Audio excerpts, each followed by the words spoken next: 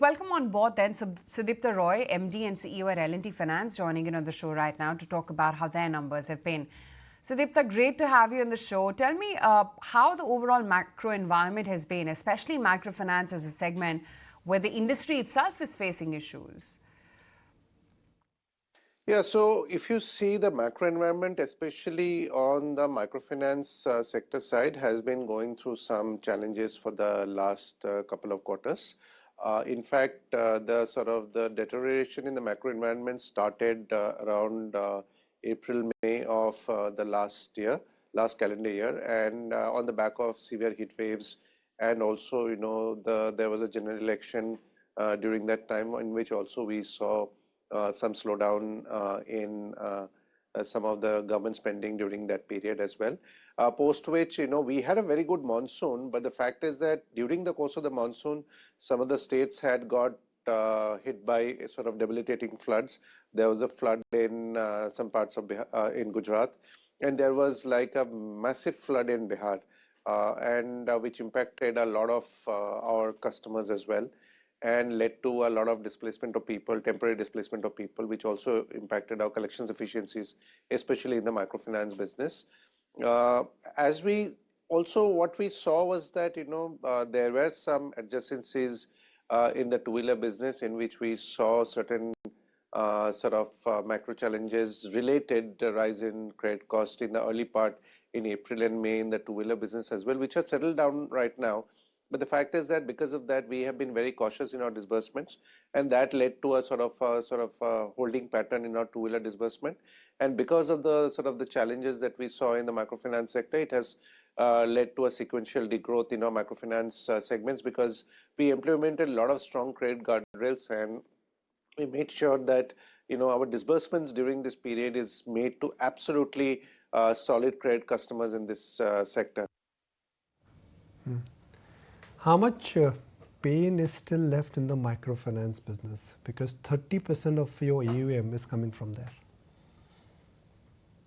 See, if you see from the last quarter, obviously the pace has slowed down a bit. But what has happened is that we have seen some green shoots of collections efficiency stabilization in Q3 FY25. And, our collections efficiency in the month of December crept back to about 99.4%. And in the month of January also, we maintain a holding pattern around that. So we are hopeful that the situation has stabilized relatively, and almost probably we are seeing a bottoming out of the situation. And given the fact that we had good monsoons, we had good Kharif arrivals, the Rabi sowing has been reasonably satisfactory. So there is an expectation of a good Rabi crop as well as improvement of rural liquidity. We expect that the situation will continue to improve. The MFIN 2.0 guardrails have been implemented, some partially implemented from January, and the next implementation will come from the month of April. And I do believe these are steps in the right direction, which will actually help the lenders with better quality franchises, and it will help the industry sort of navigate the situation probably much faster. So we are hopeful of an improving situation in the next couple of quarters. And I know our assessment is that probably we are seeing a bottoming out of the stress in this sector. Hi Sudipta, this is Shrishti also joining in. But if we look at some of the internals, then the company did utilize 100 crores of the macro-prudential provisions in Q3 of FY25, which has led to the reduction in the credit cost. But what will be your outlook on the credit cost and the asset quality going ahead in Q4, and your outlook on FY26 financials as well? I would like to point out that the decision to use the macroprudential provisions was done with great deliberation and after due approval from our audit committee. As you are aware, these macroprudential provisions were created earlier on during COVID period, primarily to create about 975 crores of macroprudential provisions that we are holding. And we created this out of operating profits, especially for situations that we saw run out over the last couple of quarters, wherein we saw stress in the microfinance portfolio from heat waves, floods, etc., and temporary business disruptions. So our board approved the usage of 100 crores of macroprudential provisions this quarter. Obviously, a portion of the book that had seen some credit stress has been flowing, and this book will continue to flow over the next quarter. So we will, and that's why we have also given out a guidance in our analyst deck that we will intend to use anywhere between 300 to 350 crores of macroprudential provisions next quarter. Our endeavor will be to use less, but that is the sort of the limit that we have stated it out. Given the fact that the book is flowing, we expect that our credit costs to be remain elevated next quarter as well. However, we expect that a gradual normalization of credit costs will start from Q1 FY25, and the business will get to a more or less BAU trajectory. Right. So for how many quarters will the company utilize this provision, and how much is the total provision that you've created? The total provision that we created were about 975 crores, especially for our rural business finance and the MFI business. Out of that, we will probably use about 450 crores between these 2 quarters. That is what we have set out in our investor deck. And one other thing that we have set out is that our overall credit cost for the microfinance business for the full year will be in the range of 950 to 100 crores. It's not like a magic one that, after Q4, the entire credit cost will disappear. It will show a gradual downward decline. Our objective will be, and obviously this depends on how the overall macro trends pan out and how the other lines of business also step into push the needle on both disbursements, income generation, as well as credit costs. Obviously, the credit cost will go through a gradual decline over the next 3 quarters. And what our endeavor will be that, right now, it is very difficult for me to give a prediction without looking at how the collections trajectory, etc., pan out over Jan, Feb, March, and maybe, in Q1 FY26. But our endeavor will be to use as less as macroprudential provisions next financial year as possible, but probably a firm guidance on that would be possible after seeing the credit cost trajectory in Q4 FY25 and some initial trends in Q1 FY26.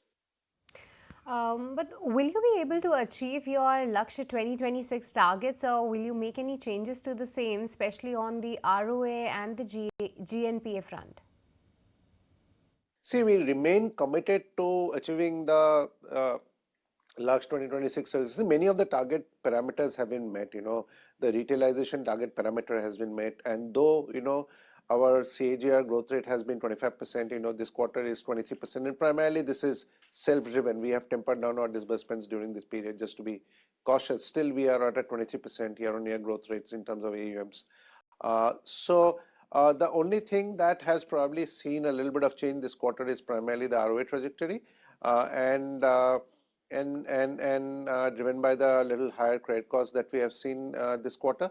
However, we remain committed to that ROA goal of 2.8 to 3%, and we are hopeful that as we see tempering down of the credit cost towards the latter part of this calendar year, our ROA trajectory will resume towards that Lakshya targets. So as of now, we remain hopeful that yes, closer to the conclusion of the Lakshya 2026 targets, we will be trending close to that 2.8 to 3% ROA trajectory. Right. So how will digitization, play an important role in your growth? And in your analyst day also, you focused on digital transformation. Now that you are saying that you've launched several AI-based products. Yeah, so if you have looked at the analyst deck that we had presented during the digital day, we have actually, bucketed into a couple of boxes. But, digitization efforts are on four main axes. One is what we call onboarding intelligence. The second is what we call credit intelligence. Third is portfolio intelligence, and the last is service and operational intelligence. So what we are trying to do is, in each of these blocks, we are trying to use the latest cutting edge digital tools in terms of machine learning as well as AI supplanted what we call applicative AI in these processes, and trying to see if we can force multiply some of the benefits into the organization, and finally that can flow into the bottom line.